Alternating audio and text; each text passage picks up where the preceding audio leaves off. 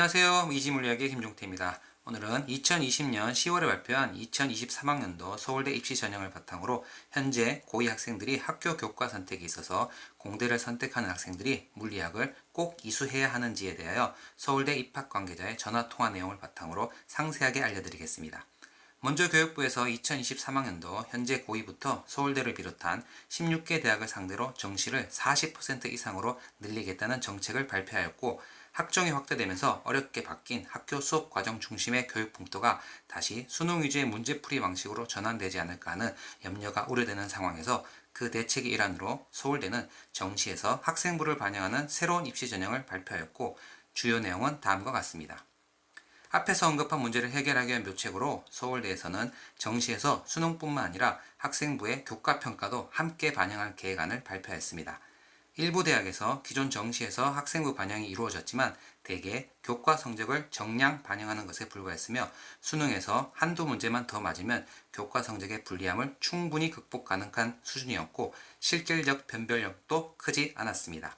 하지만 2023학년도 서울대가 도입하는 교과평가는 수시 학종 서류평가를 사실상 정시에 이식한 것으로 수시보다 그 차지하는 비중이 적지만 정시에서도 학생부 정성평가를 적극 실시하겠다는 의지라고 할 수 있겠습니다.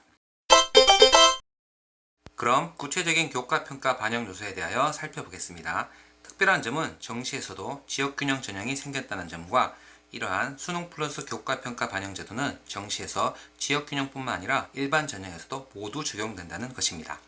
전형에 따라 교과평가 반영 비율은 다르게 설정됐으며, 먼저 정시 지역균형은 수능 60점과 교과평가 40점을 합산해 선발을 진행하고 있으며, 정시 일반 전형은 단계별 전형을 시행합니다.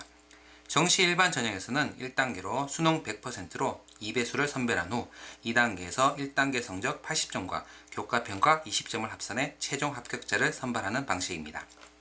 교과평가는 절대평가 방식을 활용하며 입학사정관과 같은 역할을 하는 평가자 두 분이 독립평가를 실시해 A, B, C의 3개 등급 중 하나를 부여하는 방식이며, 5점이 만점이라고 했을 때 두 평가자가 모두 A를 부여했다면 5점, A와 B가 각각 부여된 경우에는 4점, B가 2개인 경우에는 3점, B와 C 조합인 경우에는 1.5점, C가 2개인 경우에는 0점을 주는 방식이라고 할 수 있겠습니다.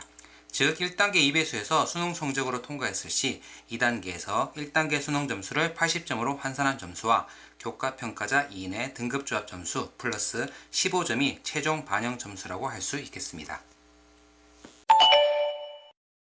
주요 평가 요소를 간단하게 말하자면 전공 관련 교과목의 이수 현황과 학업 성취도 및 과세특 내용인 수업 참여도, 이 세 가지라고 할 수 있겠습니다.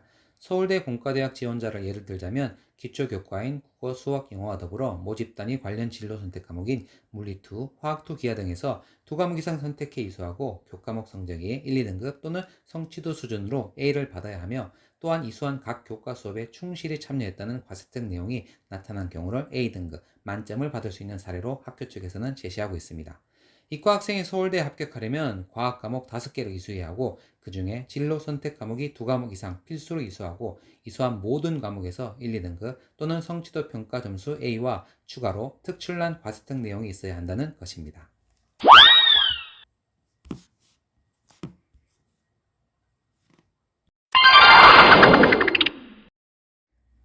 마지막으로, 그럼 공대를 지원하려고 하는데 꼭 물리학을 선택해야 하나요? 라는 질문들을 많이 하시는데, 이 내용은 서울대 입학관리 담당자와의 직접적인 전화 통화 내용을 바탕으로 설명드리겠습니다.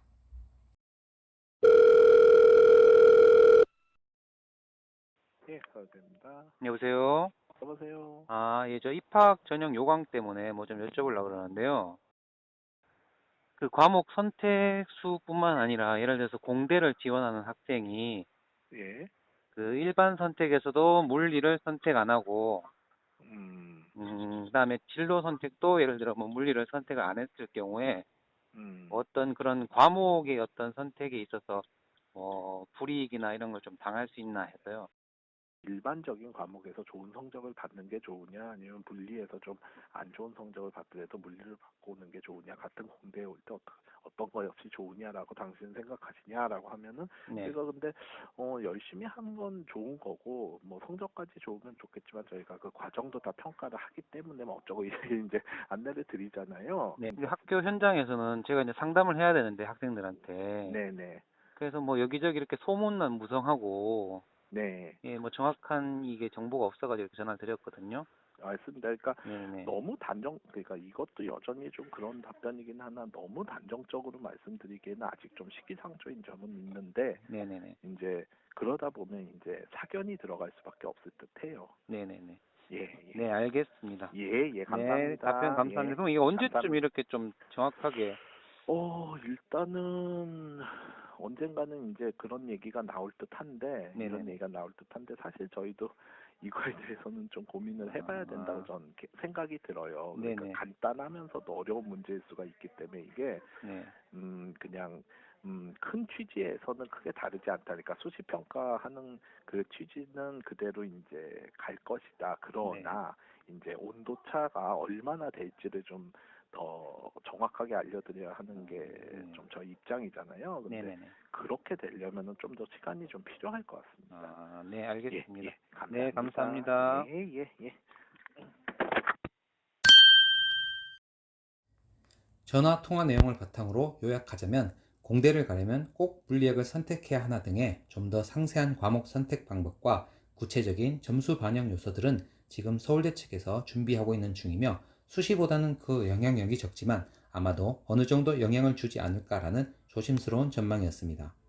결국 1, 2학년 때 한 두 과목 점수가 좋지 않다고 내신을 포기하고 정시를 준비할 것이 아니라 끝까지 최선을 다해 노력하여 떨어진 과목을 만회하고 최고가 아닌 최선의 성적을 만드는 것이 되어야 하고 이것이 결국 수시와 정시를 모두 성공하는 길이라고 할 수 있겠습니다.